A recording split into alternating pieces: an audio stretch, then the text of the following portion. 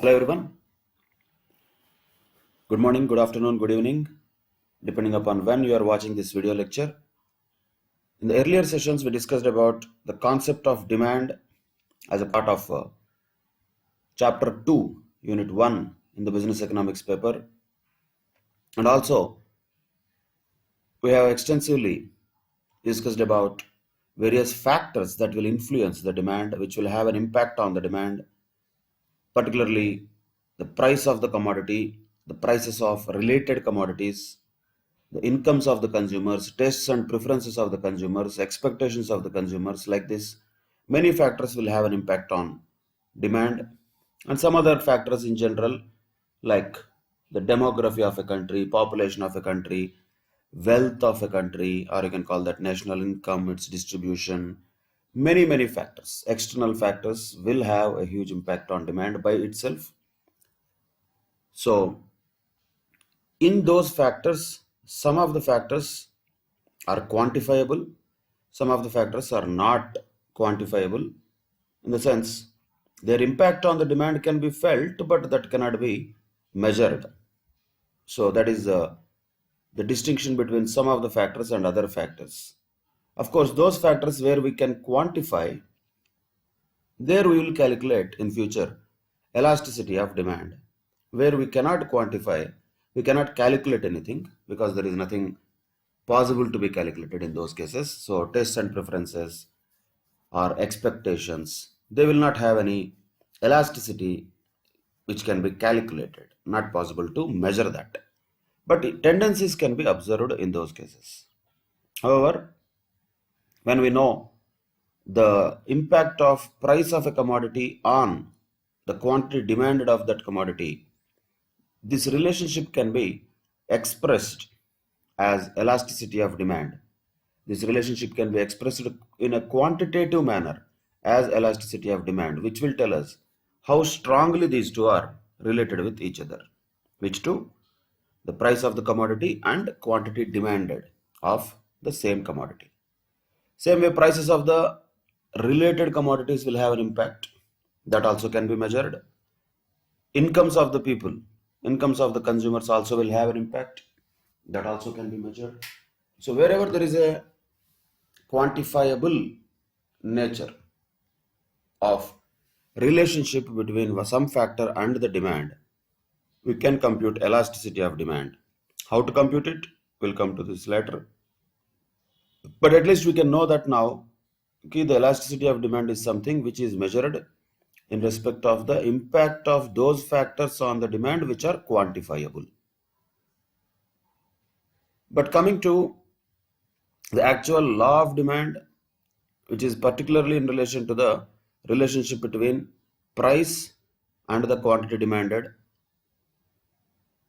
and also demand function, demand schedule, or demand curve, those aspects let us understand in the today's session. When we talk about different types of factors will have some impact or influence on the demand, we are talking about various things which will change the output, that is demand. In other words, the relationship between different variables, if it is expressed as a function, if it is expressed as a mathematical function, how can that be expressed is what we can look at here. So this can be expressed like this. Say the demand function is the demand function can be expressed like this. That is the demand of X, which could be a possible function of various factors. All those factors can be just expressed like this. Means what? Demand of X, some commodity, let us say whatever that commodity X is a function of Px, that means price of X, M, which means the money income of the consumer or purchasing power of the consumer, Py, why we are talking about, for example, as a substitute. price of substitute Y. So Y is a related commodity to X, but what is the nature of it? That is a substitute. PC, once again, just indicatory. C means here complementary commodity to X. So X has two different commodities which are related to it. Y is a substitute, C is a complementary commodity. So whether the demand of X is dependent on the price of X or not? Yes. Is it dependent on the income of the consumers or not? Yes. Definitely yes. So each of them will have its own impact. Price of X will have its own impact. Money income of the people will have its own impact. Prices of the substitutes and complementaries will have their own impact. Tastes and preferences of the customers will have its own impacts. Or sometimes, let us say, advertisement expenditure also will have its own impact. Like this, different types of all these factors will have an impact on the demand of the product X. How they are related with each other is expressed as demand function. Now, naturally, some doubt will come, sir, how are we going to solve this function? Let us answer that. We are not going to solve this function. That is none of our business. We don't know also actually what is this function. So we are only telling that these are related with one another. That's it. So each of the factors has an impact on the demand is what we are talking about. How is it having impact? That we don't know. That changes from product to product, from company to company, from market to market, place to place. That changes. We cannot define a demand function. We cannot actually derive a demand function in related to any commodity. That is not possible for us. That is beyond our level. For that, this requires a lot of market research. If at all, just for understanding purposes, somebody derives this function. If somebody proves this function, you will get PhD, sir, not a CA foundation. So that's why it is way beyond what we can do. That is not our business. We are not going to derive this function. We are not going to actually tell what is the real relationship between the price of X and demand of X, how these two are exactly related with each other. It's difficult, just impossible to really calculate. Why? Because we are talking about a product X. What is that product X also we don't know. So in reality, we should know what is that product X, we should know what is that product Y, we should know what is that product C, and how the money income of the consumers is having impact on demand, how the advertisement expenditure is having impact on demand. Each of these independent variables have an impact on the dependent variable. So that is a point here we have to note. Independent variables are all what? Each of these things are independent variables. All of them are independent variables. So naturally, what is the dependent variable? Demand. Why? Because this is dependent on other variables. So dependent variable is demand. Independent variables are many. This is also only not a conclusive or exhaustive list, we can say. This is not. This list can be endless, etc., etc., etc., etc. So many other factors also can be there, which will also have an impact on demand. So we cannot say this function is finite. It is an infinite function which will go on till we know really how the demand is impacted by various factors. But once again, just to understand, this is almost practically impossible to really make this function work. But at least we can know that demand is dependent on many factors. So whatever we discussed earlier, saying that demand is dependent on all these factors, you expressed it as a diagrammatic way. The demand has a lot of influences: price of commodity, price of related commodities, etc., etc., etc. The same thing if you express in a mathematical way, this is only an expression. The content is same, nothing different. The demand of a particular commodity is a function of price of its own price and the income of the people, prices of substitutes, prices of complementary commodities, taste and preference of the consumers, advertisement expenditure, etc., etc., etc. Like this, many factors will have impact on demand. If that is expressed, that is called demand function. That is demand function, nothing else. The derivation of demand function of any particular commodity is just not possible for us. Even practically also, it is very complicated task. If at all any demand function related questions are asked, those will be given already. So demand will be given as a dependent variable, which is dependent on some independent variables with some relationship already established. But if you really seriously ask a question, sir, how do you know that relationship is real? there will not be any answer for that, because that relationship is established through extensive research on the ground, which we did not do, we cannot do. That will be given in the question, we just have to take it as it is given. Generally, that's what happens. Now coming to the crux of this chapter, this entire chapter itself is demand theory, the law of demand, which is the central focal point of this entire chapter, we can say. What is this law of demand? Actually, nothing new. We already know this, but only we just used it as a general relationship. Now we are defining it as a theory, nothing else. So what is this law of demand? If we just identify the law of demand is that, other things being equal, ceteris paribus, if the price of a commodity falls, the quantity demanded of it will rise, and if the price of the commodity rises, then the quantity demanded will decline. So that's what we are talking about. So here, when we have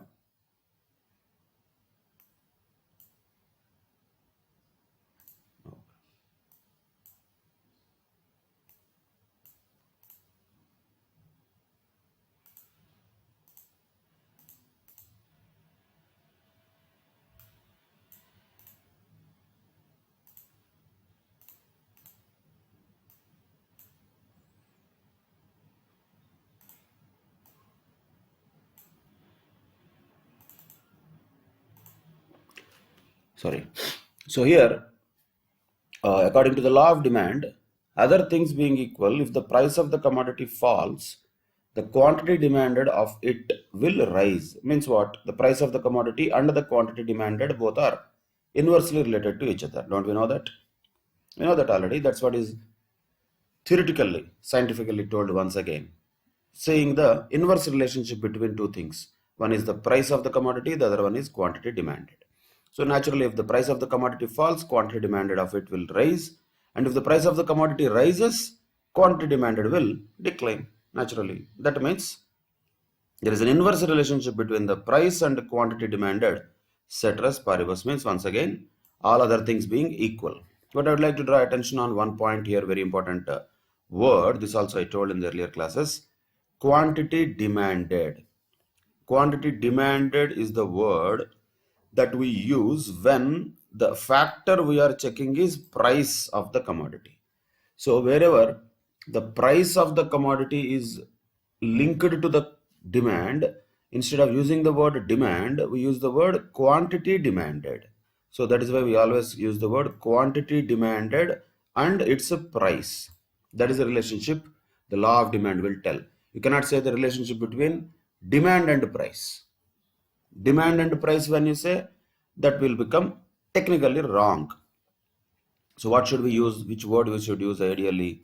That should be quantity demanded and price. Why is that? Because the word demand is used at a place where we are expressing the relationship of other factors with the demand other than price. Then we use the word demand. Rather, when we use price and demand relationship, then instead of using the word demand, we use the word quantity demanded. So understand this very carefully. In the questions also, if the used word is quantity demanded, we are talking about it in relation to price. If the question used is demand, we are talking about it in relation to other factors other than price. But when we are looking at price, we have to look at price only. When we say law of demand, we are talking about the relationship of price of a product and its quantity demanded only. All other factors should remain constant, then only this will work. Other things are also changing, then this will also change. This cannot be an established relationship if that is the case. That is why ceteris paribus means all other things being equal, then only this demand function or the law of demand will work. Everything else, all others means what? All factors, whatever we know. Prices of related commodities, incomes of the people, tastes and preferences, consumer expectations, etc., etc. All those factors will have to be constant. Then only there will be a relationship between the price of a commodity and its quantity demanded, which can be observed as inverse relationship. That's what is law of demand. So very important point is, that is why the constancy of other factors is an important assumption of the law of demand. You cannot get just like one of the words here. Very important points. That is where This focus was also there actually. Other things being equal, clearly it was mentioned. Ceteris paribus, constancy of other factors, all are indicating same. All other factors being the same, they are not changing, they are not variable, they are all constant. Then how the relationship of the price of a commodity and the quantity demanded of it is there if we test it. That's what is called law of demand. And what it tells is, yes, sir, there is a relationship, but what kind of relationship? Inverse relationship there is between these two. That's what is mentioned in a little different way by Alfred Marshall. The greater the amount to be sold, the smallest or smaller must be the price at which it is offered. So simple. That is a simple logic. If at all somebody wants to sell more number of goods, that's what anybody would like to do. Any businessman, manufacturer, seller will like to sell more number of goods. If at all a greater number of amount of goods to be sold, the price should be smaller at which it is offered, in order that it may find purchasers on. In other words, the amount demanded increases with a fall in the price and diminishes with a rise in the price. Same thing, no? Just wording different. Amount demanded, the word used here is that, but ideally better to use the word quantity demanded. Amount is generally used for money, but anyway, this is an old definition, so those days it was used like that. So quantity demanded and price of a product are inversely related. That's it. That's what law of demand is all about. So let us understand this with examples. Examples can be given in two ways, of course, not only here, everywhere also. So here we can draw a demand schedule. Schedule means don't think it is something great, it is simply a table. So schedule is nothing but a table. If you present the data in relation to a particular commodity in the tabular form, we call that a schedule. So what is a demand schedule? That represents basically various prices of a product and the quantity demanded of the same product under different circumstances. So when we talk about the different circumstances here, there are 5 different cases of scenarios. Scenario A, B, C, D, E. These are not products. Product is only one. For one product, there are different possibilities. So each of them is a different possibility. One of them directly is not related to other one. But let us just say, for understanding purposes, what if this scenario is existing? What if A happened? A happened means what? What does it mean? It means the price of the commodity is fixed at 5 rupees. Okay, fine. If the price of the commodity is fixed at 5 rupees, what is the common quantity demanded of that commodity? Then that was 10 units. Understand this very carefully. This is where some people will just mess these things up unnecessarily. This price is in rupees, whereas the quantity demanded is in units. There is a difference between that. Price is a amount, that is rupees. Quantity demanded is not an amount, it is number of units. But anyway, the relationship between them is there, given at a particular level, at a particular price of 5 rupees, the quantity demanded is 10 units. That situation we just gave a name called A. Just a hypothetical situation. Imagine if the price has decreased from 5 rupees to 4 rupees. Okay, sir, fine, no problem. When price has decreased, what happens to the quantity demanded? According to the law of demand, we know that it will increase. How it has increased? 10 to 15. Some people are thinking whenever 1 rupee price is decreased, 5 rupees quantity demanded will increase. No, not like that. This is an example. Please don't think that this is how it will happen for every commodity. This is just an example of numbers, example of one type of commodity. For understanding the law of demand, don't make any additional inferences out of this. The one and only inference that you can make from this is, when the price of the commodity is decreasing, it is decreasing or not? Yes. What is happening to the quantity demanded? It is increasing. That's all. That's what is the only inference we can draw. And different cases. These are irrelevant in nature. A, B, C, D, E, 1, 2, 3, 4, 5, whatever, P, Q, R, S, T, whatever you give them, this is completely irrelevant. These are only just for indicative purposes. So don't worry about this at all. Okay? Now, different scenarios. That's it. So when the price of the commodity is 5 rupees, quantity demanded is 10 rupees. If the price of the commodity came down to 4 rupees, the quantity demanded increased to 15 rupees, increased by 5 units, increased to 15 units, not rupees. So same way, if it is the price further reduced to 3 rupees, then the quantity demanded increased to 20 units. Same way, further reduced to 2 rupees price, then quantity demanded increased to 35 units. What if the price is further reduced to 1 rupee? Then the quantity demanded is further increased to 60 rupees, 60 units, sorry. So you have to be very observant while looking at these things in the questions, if at all they are given. What is happening? You cannot be in hurry and just jump to the conclusions very easily and quickly. So what is happening here is these are all in rupees. Yes, first point, these are all in units. That has to be the clear observation. Then, just for example purposes, the rupees, the price of the commodity has been reduced by 1 rupee in different cases. From 5, it became 4, 3, 2, and 1. Then somebody will tell, sir, what if the price is 0? Then what answer we can give? I can say that is a stupid question. Why? If the price is 0, that means there is no sale. You find me anybody who in the world who sells a commodity at a 0 price, then that is not called as a sale. That is not forming part of economics at all. That is the answer for it. So the price cannot be 0. Not possible, just impossible. Price 0 means what? You are giving it for free. If anybody is giving something for free, then that is not part of the economic discussion. Economics discussion starts with, first and foremost thing, there should be an exchange value. When there is an exchange value, then only we call that as an economic commodity, economic goods. So when without an exchange value, if there is no exchange value, there is no economic value. There is no economics at all. So this possibility of price being 0 is ruled out. You don't have to even think about it. If that is the case, that is called charity. That is called gift. That may be because of various reasons. Somebody may give somebody something free. That is different completely. That has nothing to do with directly economics. However, here we are talking about economic goods. Since the topic has come, sometimes people also get confused between the word goods and commodities. Are they same? In general, there is no much difference between them. But commodities is what we are talking about here. Those are having economic value or exchange value. Goods may or may not have exchange value. For example, if you go to a jungle and just pluck a fruit and eat it, that is a good or not? Yes, it is a good.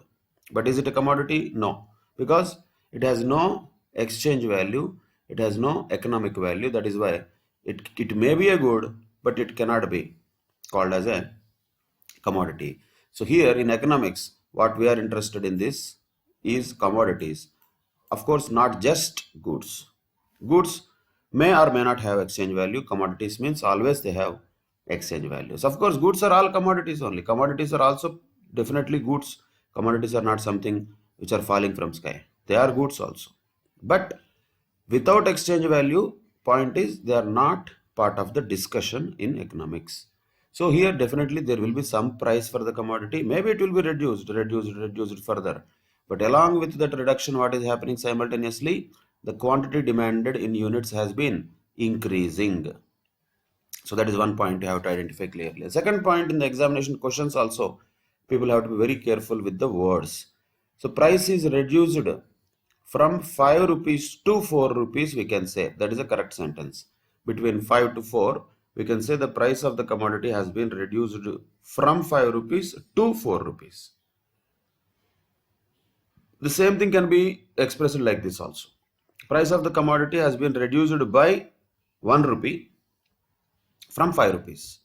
So 5 rupees is the original price and the price has been reduced by 1 rupee. So there is a very important distinction whenever there is a change from one situation to another situation, particularly about numbers, whether that increase or decrease is happening by some amount or to some amount.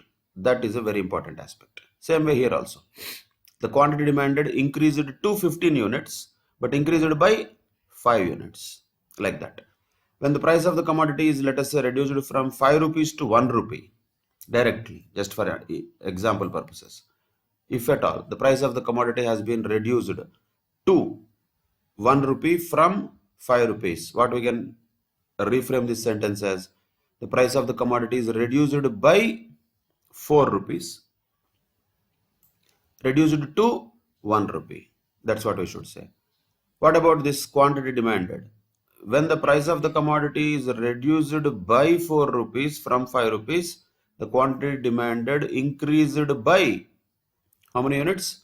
50 units. 10 to 60 it has become, which means the quantity demanded has increased by 50 units. So that is by.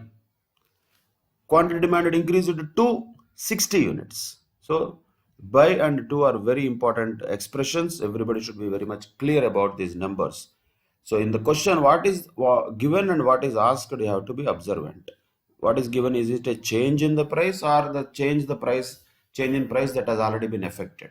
Let us say from 5 to 1, there is a change in the price of how much? 4 rupees. From 5 rupees, once it has come down to 1 rupee, there is a change in the price of 4 rupees. In other words, the price has been reduced by 4 rupees. Each of these words are very important. You cannot take them light, and most of the cases people casually read the question, casually answer the question, naturally casually lose the marks also. So more care has to be given to these small phrases like by, to.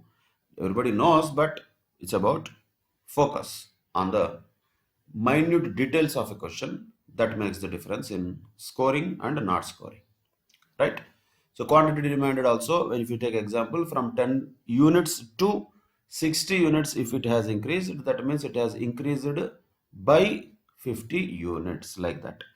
What if, let us say, if another point I am just giving as an example, let us say the price of the commodity reduced from 3 rupees to 2 rupees. Price of the commodity reduced from 3 rupees to 2 rupees. What happened to the quantity demanded? It has increased from 20 rupees to 35 rupees, 35 units.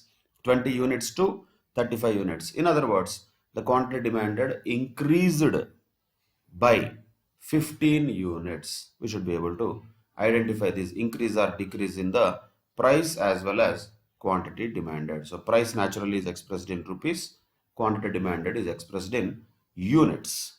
So that also we should be very clear about.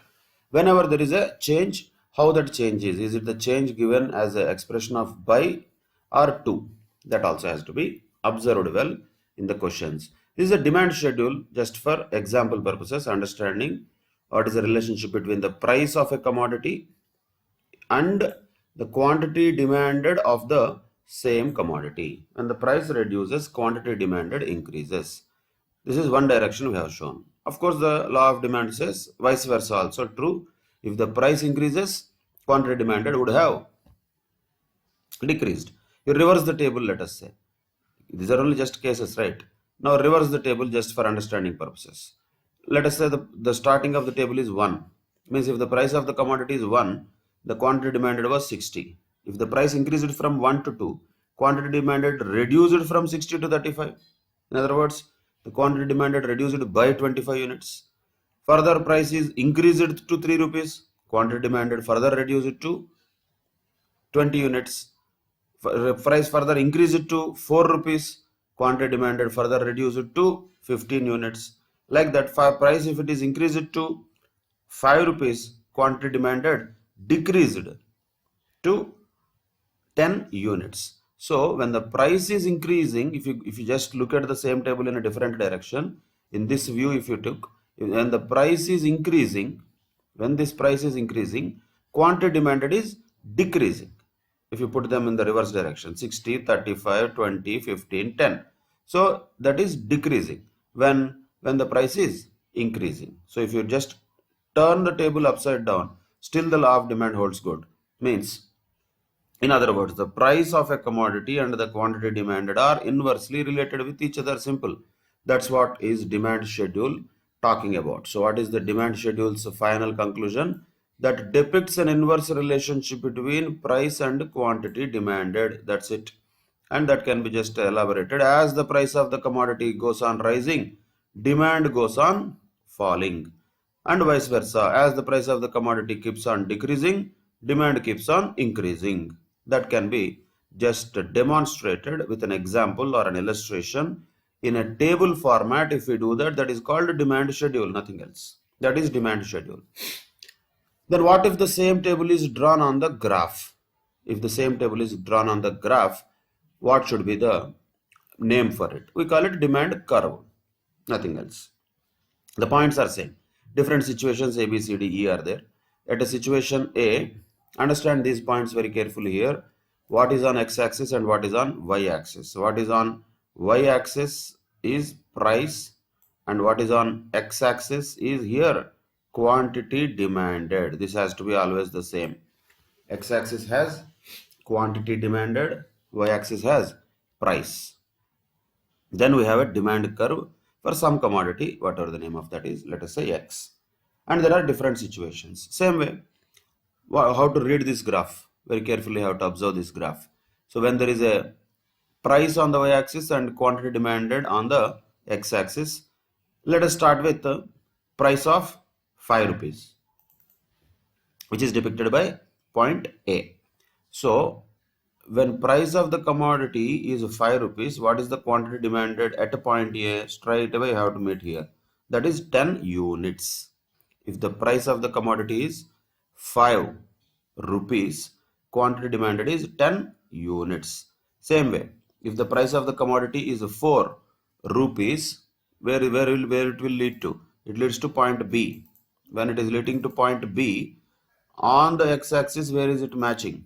It is matching with 15 units. Somewhere between 10 and 20 means 15 units is the quantity demanded when, if the price of the commodity is 4 rupees. Same way, if the price of the commodity further reduced to 3 rupees, then corresponding point is C on the graph. And what is the corresponding value on the x-axis?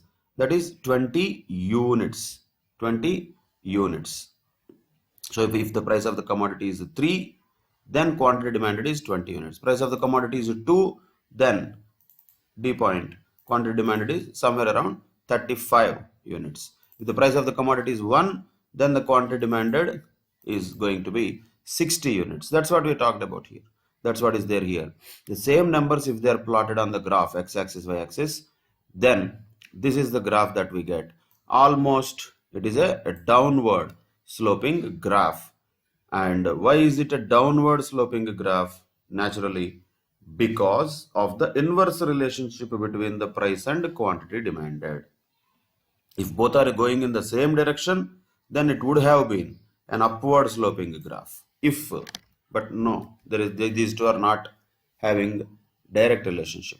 They are having inverse relationship. So as one increases, other decreases.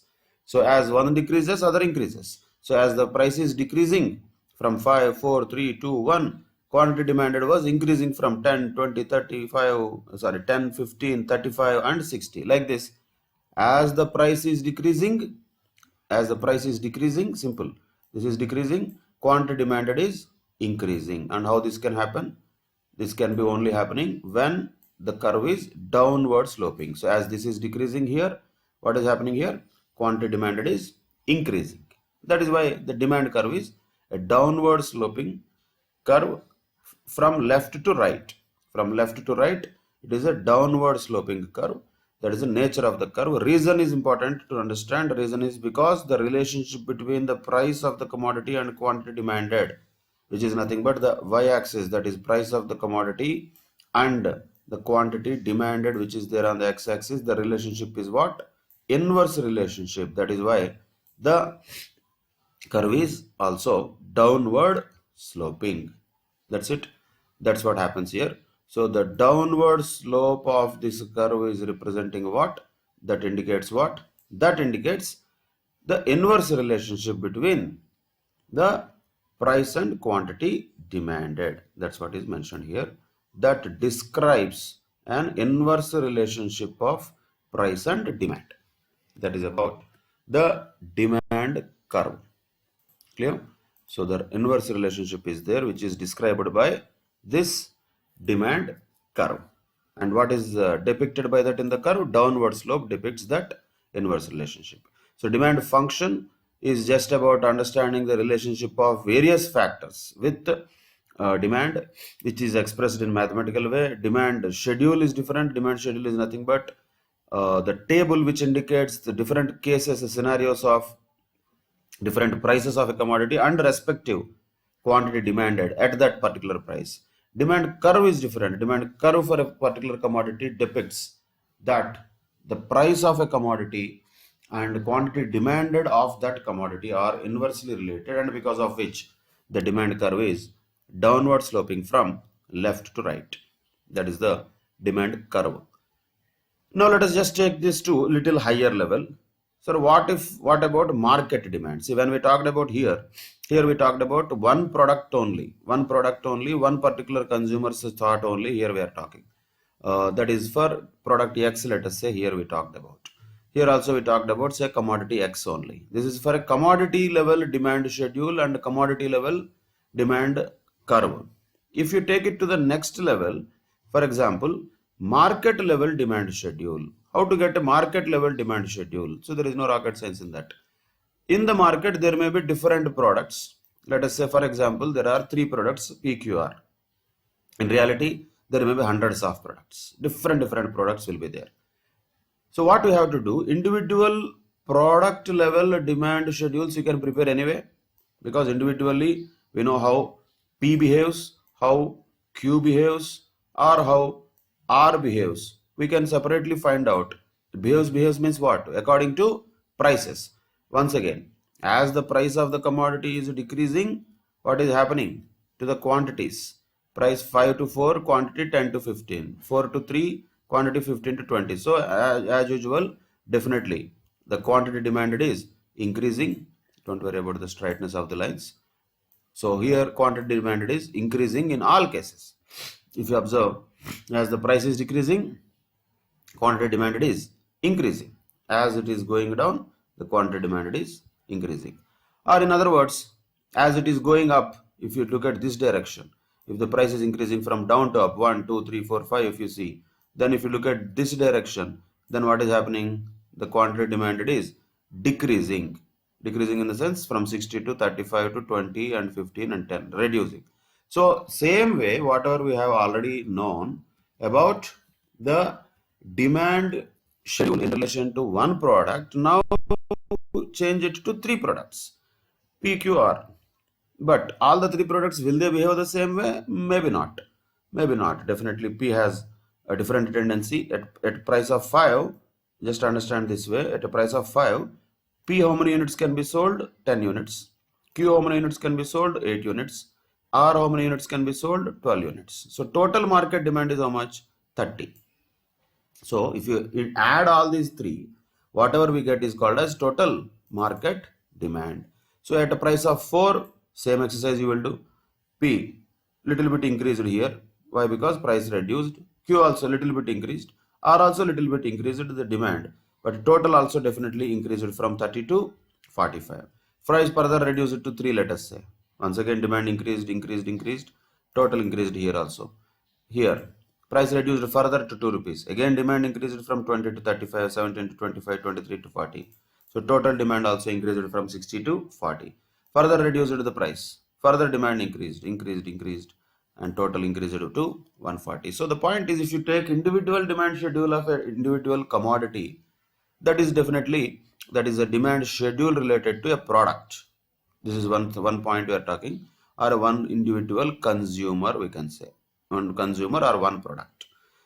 So that is one particular case. That is a demand curve for one commodity. So both are same. So for one commodity, for one consumer, this is the situation. This is how the demand and price are related with each other. Rather than we can say quantity demanded and price are related to each other. But if you just take it to the bigger segment, just add up all the demands individually of different commodities, you get market demand. Then you got market demand schedule. That's it. So what is market demand schedule is nothing but the aggregate of individual demands of different products. That is called market demand schedule. In other words, simply it is the sum total of the individual demand schedules. If P is a different demand schedule, Q is having a different demand schedule, R is having a different demand schedule, add all of them, what you get here is called as market demand schedule. So here, after having this, you don't need to worry about this. Directly you can identify the relationship between this and this straight away. So what is the different price of one particular commodity, all the commodities actually, if they reduce it from 5, 4, 3, 2, 1, how individually happens about the total types of total demand of that in the market. Or you can consider this PQR as different consumers. So P is a different customer, Q is a different customer, R is a different customer, different consumers. So P will behave differently, R will behave differently, Q will behave differently. Add all of that. Then what we get is called total market demand. So for a particular situation of one product, three different consumers behavior, if it is added up together, that can give the market demand. Or for a same type of commodity, if there are different brands, let us say for soaps, P is a different brand of soap, Q is a different brand of soap, R is a different brand of soap, and how each of them is behaving, you can observe that. And when the price reduces, how the demand of these soaps is changing. If you observe that, you can find a total market demand. So ultimately, whether we are taking a consumer like this, what we have taken here, individual consumer, if you add all of that, it will become market demand of all the consumers put together. Or if you take a commodity, if it becomes an individual demand curve. Now you add all of that, it becomes a market demand curve. So individual demand schedule, individual demand curve, market demand schedule, market demand curve. Ultimately, all of them are indicating the same thing. Even if you draw the same thing in the plot, or if you plot it on the graph, ultimately the market demand curve also will be downward sloping only. It is also downward sloping, because if you can observe the tendency here, even you can observe here, as the price of the commodity is reducing, it is reducing here from 5, 4, 3, 2, 1, if you go in this direction. And what is happening here? Demand for that, total market demand for that commodity is increasing. So same thing, no? Your relationship is inverse. So ultimately there is no difference between individual demand curve or market demand curve. Individual demand schedule or market demand schedule, in the form of tendency, there is no difference. But concept, there is difference. Individual demand schedule talks about one commodity. Market demand schedule might talk about multiple commodities. Individual demand curve might talk about one consumer. Market demand schedule and market demand curve might talk about multiple consumers. So when we talk about individual, we are talking about one particular commodity or one particular consumer. When you talk about market, we are talking about sum total of all commodities in the market, sum total of all consumers in the market tendency. But tendency is not going to be different. Tendency is still going to be same. As the price is declining, automatically the quantity demand or demanded, or market demand in this case, is increasing. So that is why, once again, the same shape of the curve can be found, which is going downwards from left to right. Once again, what it proves is still the same. There is literally a inverse relationship between the price of any commodity and the quantity demanded of that commodity. Individually also, sum total of all consumers in the market also ultimately will give same tendency. That's it. That is the demand schedule and demand curve at an individual level also, at a market level also. We can understand them easily with these examples. Now let us move on to what is the rationale of law of demand. Rationale, in other words, reason, we can say. What is the rationale here? What is the logic?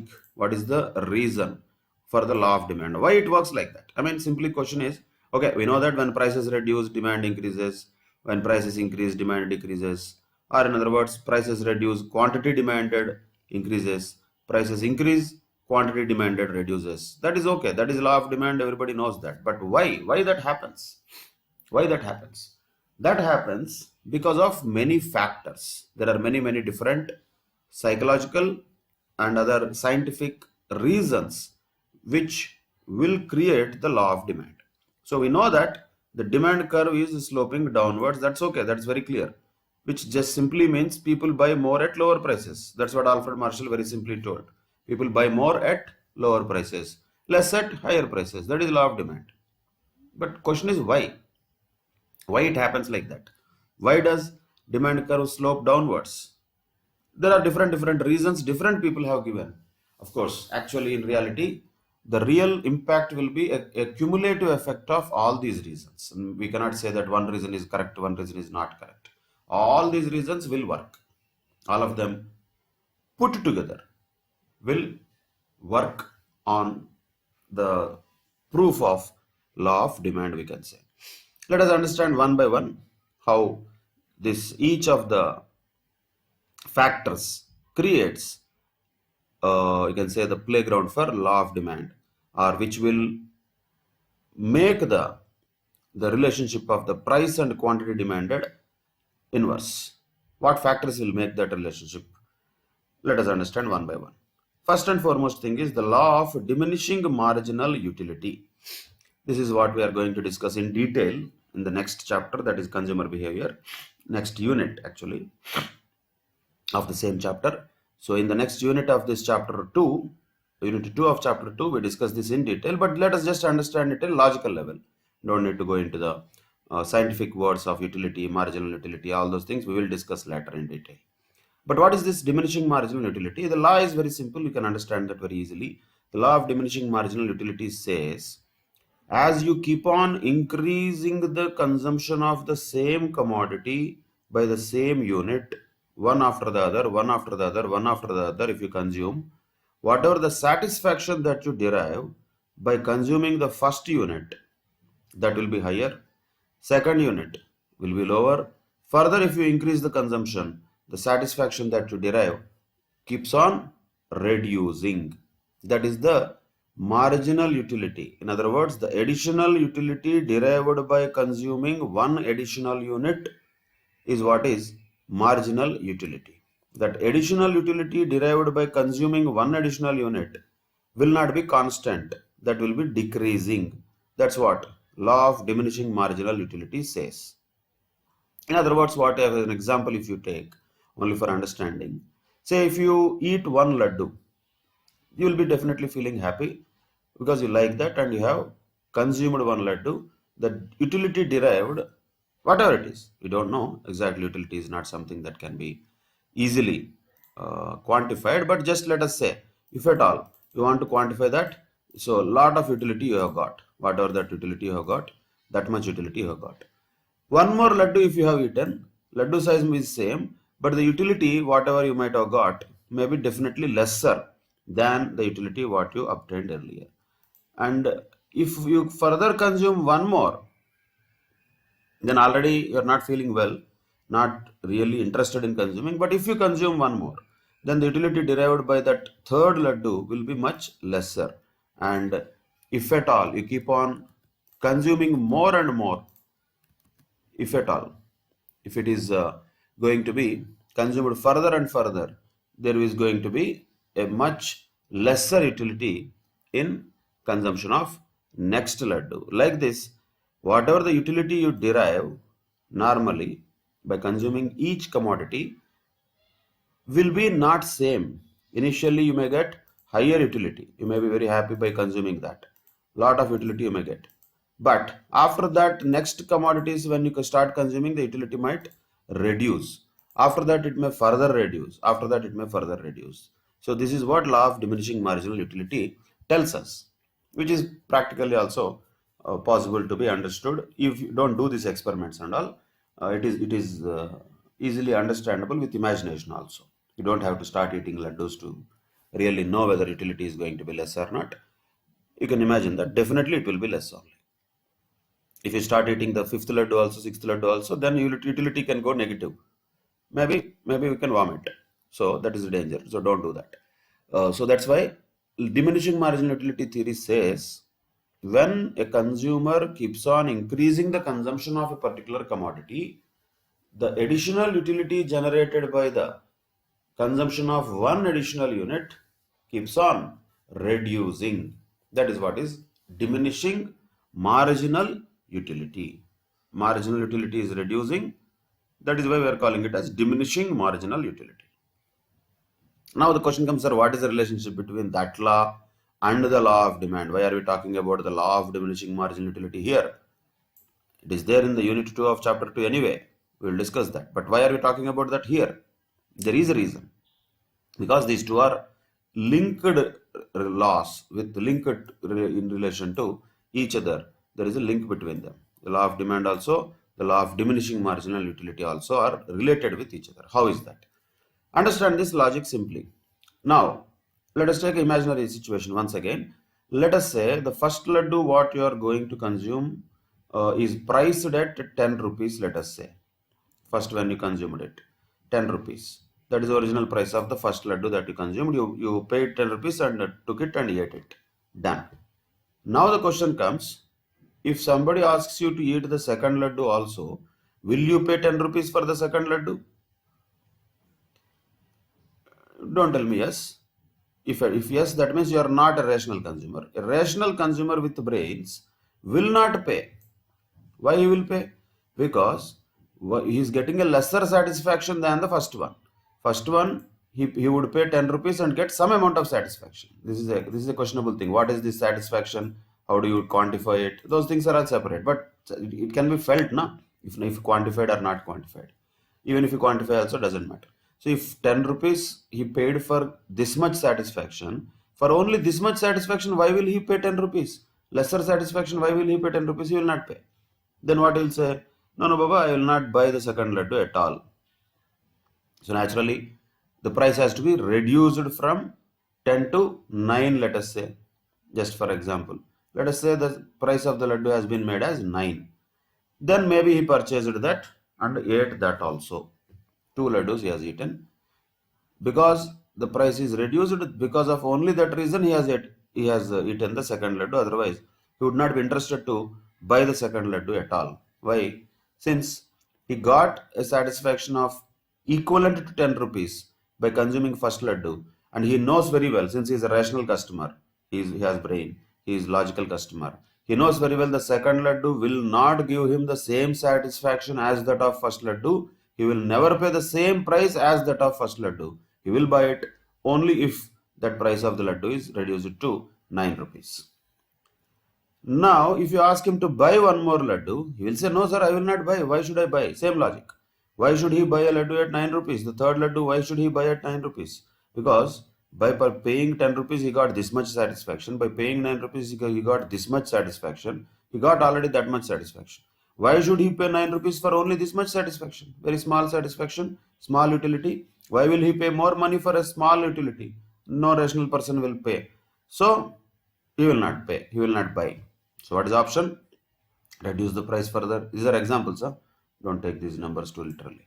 Further 8 rupees to 8 rupees if the price is reduced, maybe he will be interested to buy one more laddu. Next laddu he will not buy at all unless it is reduced much further, let us say to 5 rupees. He will not go for the fifth laddu consumption at all. Why? The satisfaction or utility that he derives from the fourth laddu is much lesser. He is not at all interested to buy. If at all you want to induce him, if at all you want to make him buy, if at all you want to influence him to buy, the one and only option is you have to reduce the price further to 5 rupees. So what is this indicating? Okay, ultimately both are showing the same thing. Both are declining. What is declining? As the marginal utility is declining, naturally the prices of the commodities are also forcefully are supposed to be declined. No option. When the marginal utility is declining, prices of the commodities are also to be declined. Without the prices being declined, people will not consume more. So naturally what it proves? Same question. People buy at lower prices only more commodities. If the prices are not lowered, people will not buy. Simply once again, the quantity demanded and the price are inversely related with each other. That is why demand curve slopes downwards. Why? Because any rational consumer will not pay the same amount for a lesser utility, which he knows for sure that the next consumption of the commodity is going to be giving him anyway lesser satisfaction. So how can he be induced to buy an additional unit? The one and only way is to reduce the price. Other than that, there is no alternative. Is what The law of diminishing marginal utility and the law of demand put together will tell us. Of course, there are a lot of limitations in this. Don't worry about them. Those limitations we'll discuss when we reach to those theories. These are theories end of the day. Not that 100% as it is like this only it will happen. No. Theories will give general tendency of how it works. Will it not work? Price and demand, are they not related? Even if you take practically also? Absolutely yes, they are related. Are they not inversely related? Definitely yes. Exactly like this only 10985? No, that is different. This is an example. Like this only it will not be there. That changes from commodity to commodity, market to market, consumer to consumer. A lot of factors will have influence on that. But in general, the relationship definitely yes, that is there. So law of diminishing marginal utility works, and because the law of diminishing marginal utility works, law of demand also works. Because of that, the demand curve slopes downwards. So that is the point to be noted here. Demand curve always slopes downwards because of these different things which are at work. One of them is law of diminishing marginal utility. Then there are other things also. For example, price effect is also there. So overall, increase in price and fall in the quantity demanded can be called as price effect. In other words, the law of demand itself is nothing but a negative price effect. Of course, exceptions will be there, but in general, the price effect is definitely there on the law of demand. Why? Because we are talking about relationship of the quantity demanded and price only, right? So price is a very important factor. So what kind of price effect there will be on the quantity demanded in relation to the law of demand, which is a negative price effect. Negative price effect once again means inverse. Price increases, quantity demanded decreases, price decreases, quantity demanded increases. So that's what happens. So whenever there is an increase in the price, definitely there is a negative price effect. Means price increase will reduce always in a decreased demand, decreased quantity demanded. Why that happens? That happens according to two different possibilities, two different theories we can say. Price effect can be further classified into two effects. One is substitution effect and second one is income effect. So what is the substitution effect? Let us see that. You need to remember some names sometimes.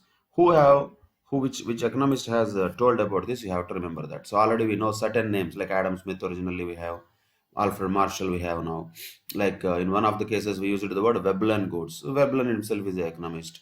Now we are using another economist names, two people actually, but put together they are all called Hicks and Allen. Hicks and Allen have explained the substitution effect and income effect. So these two effects, which are also called as price effect or negative price effect, have been explained by whom? Hicks and Allen. So what happens here? When the price of a commodity falls, it becomes relatively cheaper than other commodities.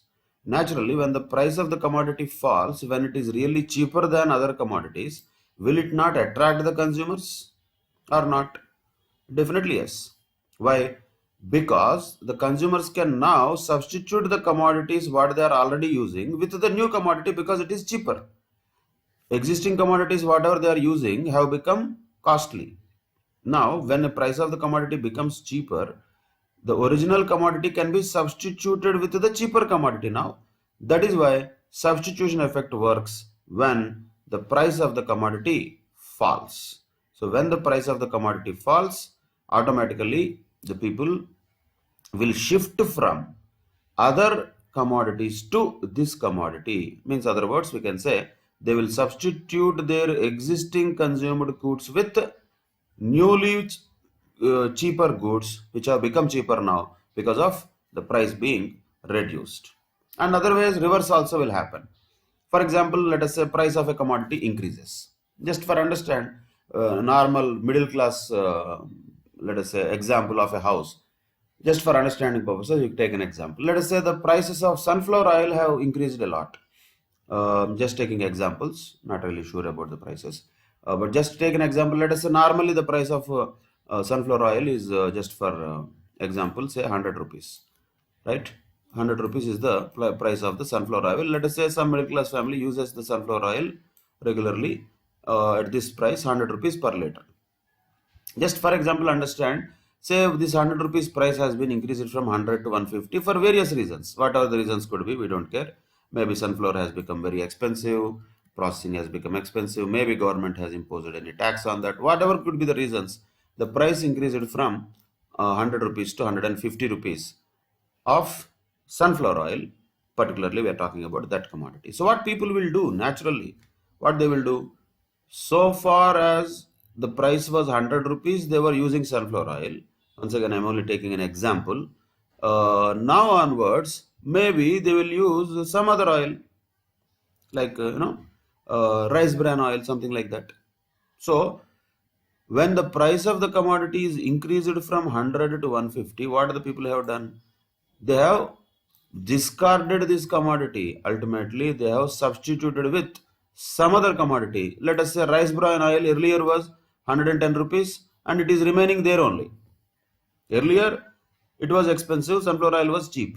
So people went for sunflower oil, 100 rupees earlier they purchased.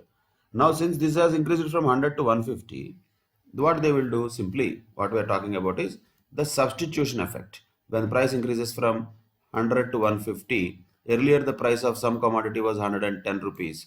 Earlier they never used this. They said this is what they want. Most of them, don't say that everybody will use this only, nobody will use this. In general, most people try to use this, less people were consuming this also. There will be always demand for this also, this also. We are not telling zero demand and all.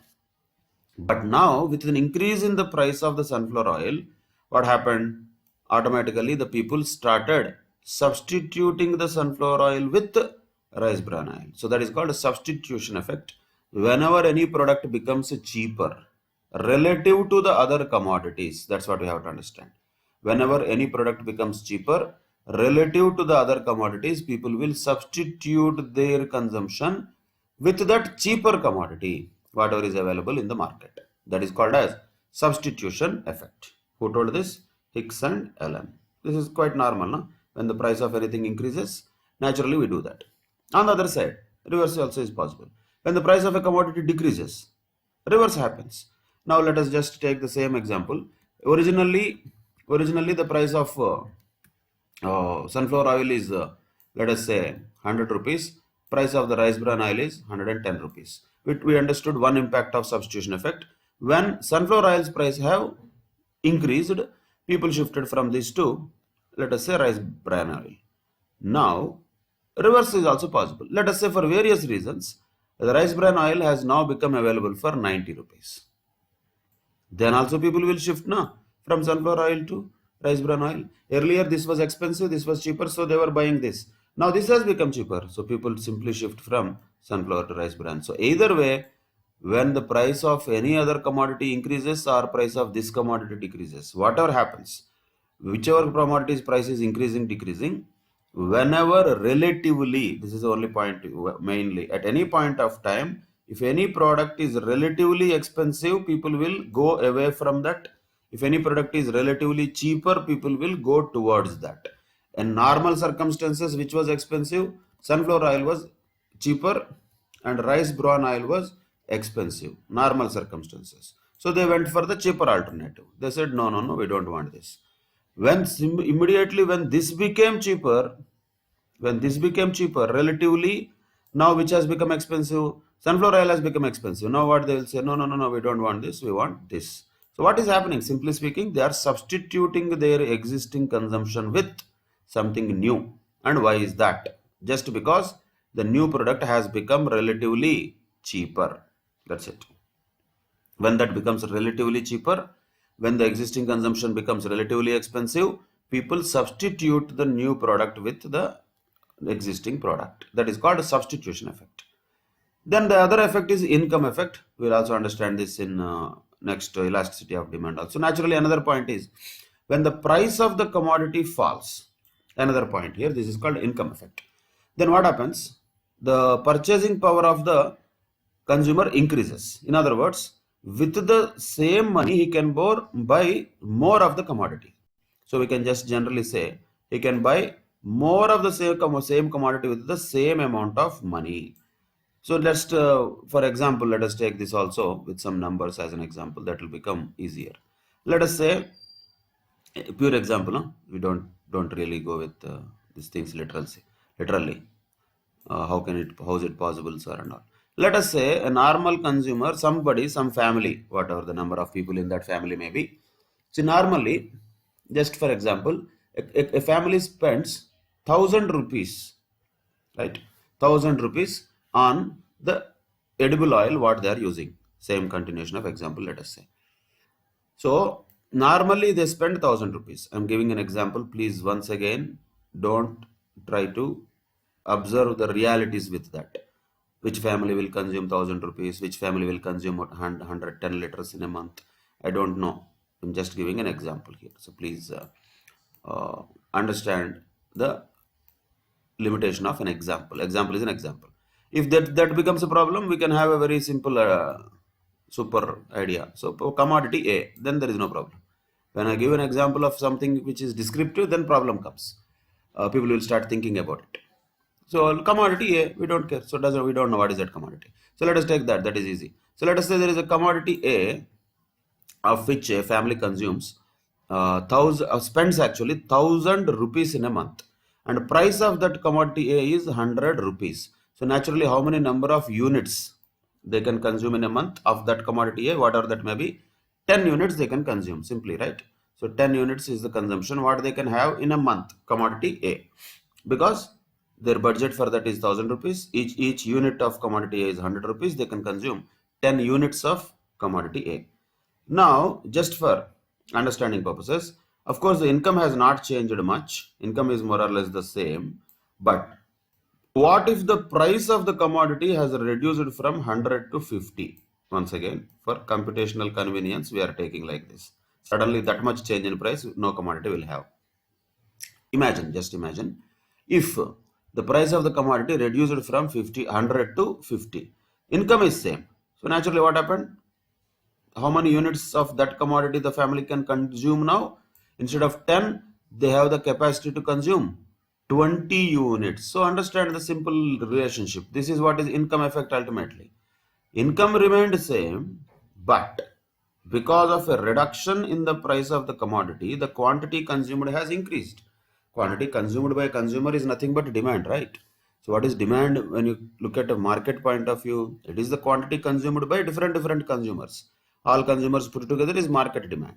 So for a consumer, if for a family, if this is what is happening, for the market also the same thing happens.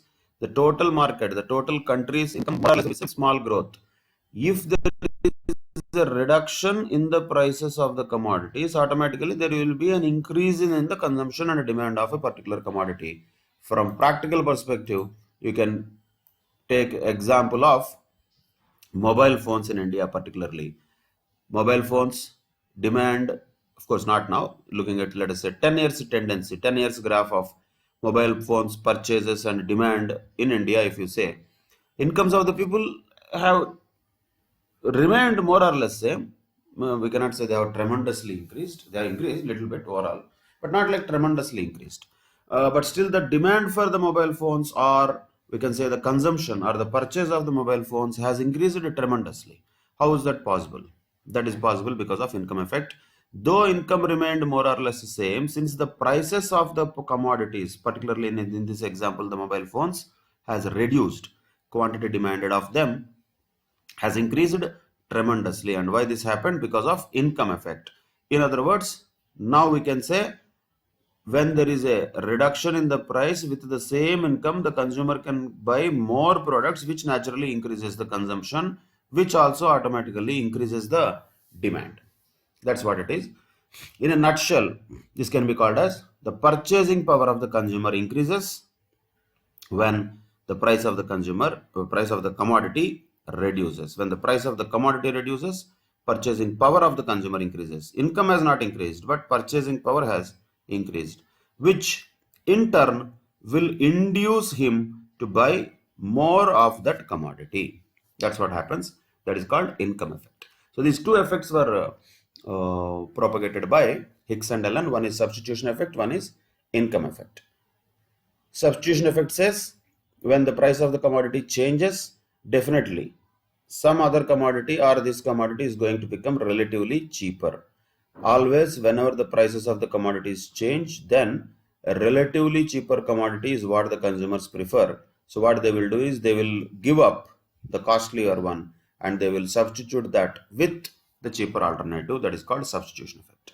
Income effect means given a fixed income of a particular person or family, when the prices of the commodities reduce, since their purchasing power increases, they tend to consume more of the number of that same commodity, which means once again the relationship has been established. Price reduced, quantity demanded increased. That's what income effect also proves the law of demand. So first of all, the diminishing marginal utility law also proves the law of demand, linked to each other. Price effect, which has two subparts, that is substitution effect and income effect, also will have impact on the law of demand. Means we can say these are all logics. These are all various reasons for the law of demand to work. That is income effect, substitution effect, and law of diminishing marginal utility. Then another thing is there, just common points you can understand. Arrival of new consumers also is another point. See, naturally, when there is a reduction in price, particularly this happens when there is a reduction in price, new people will start to purchase. Same mobile phones examples you can take.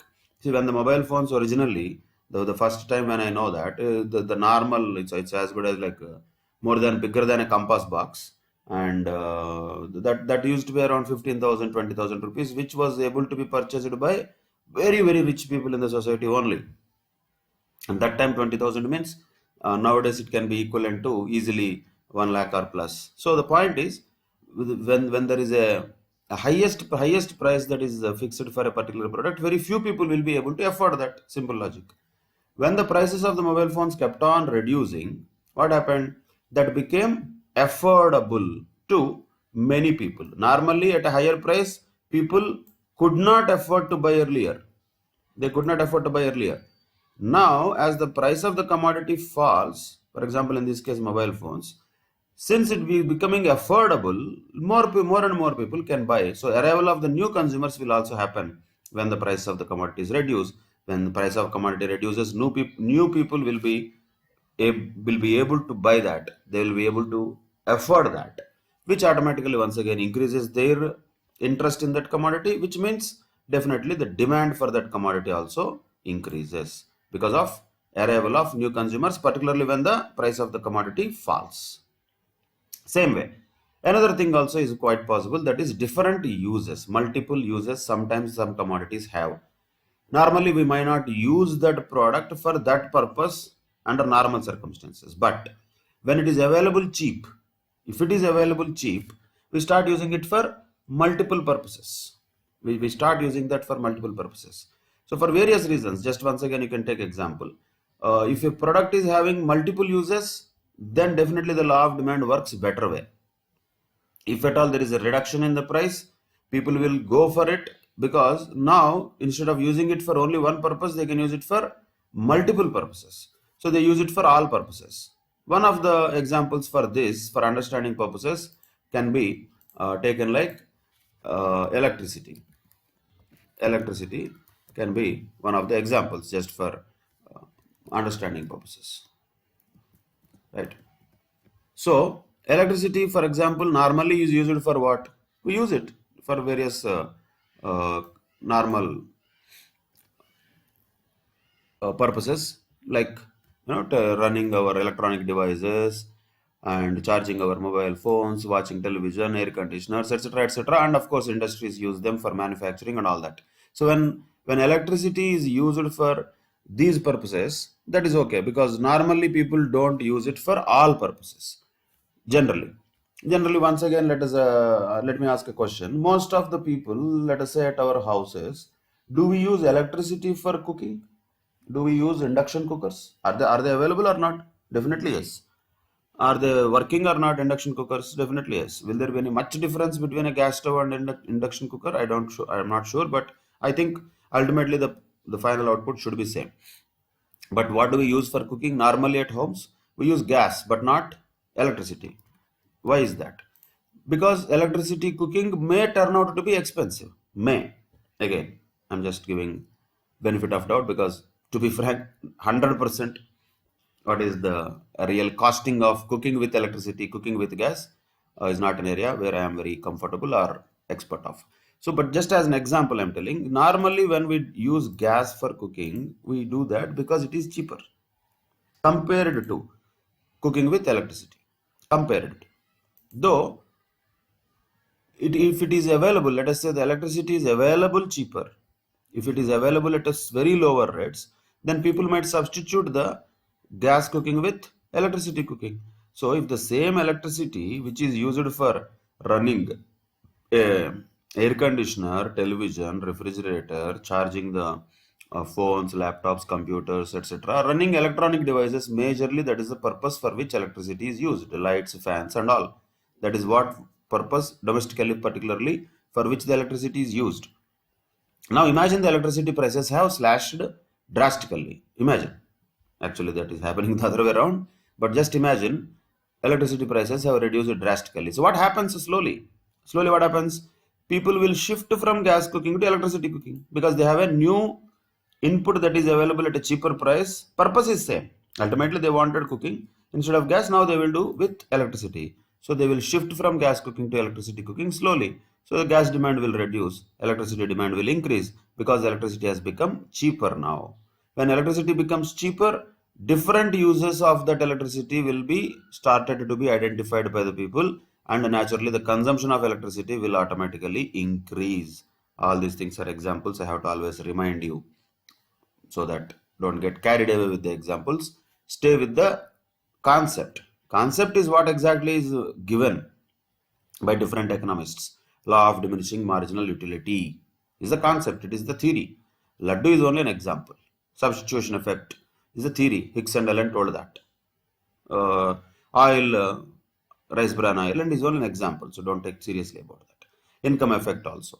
Like that, arrival of new consumers, different uses. All these things are reasons why the law of demand works. Law of demand works because of them.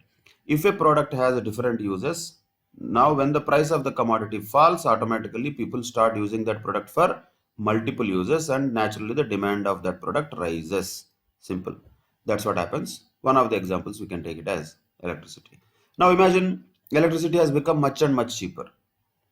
Then people will compare, maybe in other words, the cars also now already it has increased. So when the cars are all now usually run with petrol or diesel, slowly people may shift from diesel petrol cars to electric cars. Why? Electricity may be much cheaper for them to actually consume. So when the products become cheaper, naturally the consumption increases, is what law of demand says. And one of the reasons why it happens is different uses. Different uses of a particular commodity will also create the situation where the law of demand works. Okay, these are the various, you can say, rational or logics, reasons why the law of demand works, or why the demand or quantity demanded of a commodity increases when the prices decrease, and vice versa. Why it happens? It happens because of these technical reasons. It happens, no, it happens, it is nature, not like that. There is a logic behind it. Why it happens? Because of these things it will happen. Because of diminishing marginal utility, because of substitution effect, because of income effect, because of arrival of new consumers, and because a commodity might have different uses. Because of all these reasons, the law of demand works, and that is the essence of the theory of demand or law of demand, with the graph that we have already discussed, that is demand curve, and demand schedule is nothing but a table. Demand function is nothing but an expression of how various dependent variables like dependent variable is going to be influenced by the different independent variables like price of the commodity, prices of substitutes, complementaries, income of the people, advertisement expenditure, tastes and preferences, etc., etc. Like that, how different factors will have an impact on demand. If you just write it as a f function of, that is what is demand function, nothing special about it. We cannot actually derive that. It's only about an expression. Demand schedule is nothing but a table. Demand curve is nothing but a graph. What are the same table of demand schedule? If you draw it on the graph, we call it demand curve. That's it. And the law of demand is proven by the demand curve. That is a very important relationship we should understand. The price and the quantity demanded of a particular commodity are having inverse relationship. When they are having inverse relationship, because of that only the demand curve is downward sloping from left to right. That is the proof of the relationship between price and quantity demanded. Demand curve shape itself is the proof. But reason is what? What is the reason for such downward sloping demand curve? What is the reason for the inverse relationship between price and quantity demanded? That we discussed very importantly, which are the law of diminishing marginal utility, and there is a substitution effect, and there is an income effect. Both are told by Hicks and Allen. And because of the arrival of new consumers, also the quantity demanded might increase when the price reduces. Same way, because of the multiple uses of a particular commodity, also the quantity demanded might increase when the prices decrease. So these are all different reasons why the law of demand works.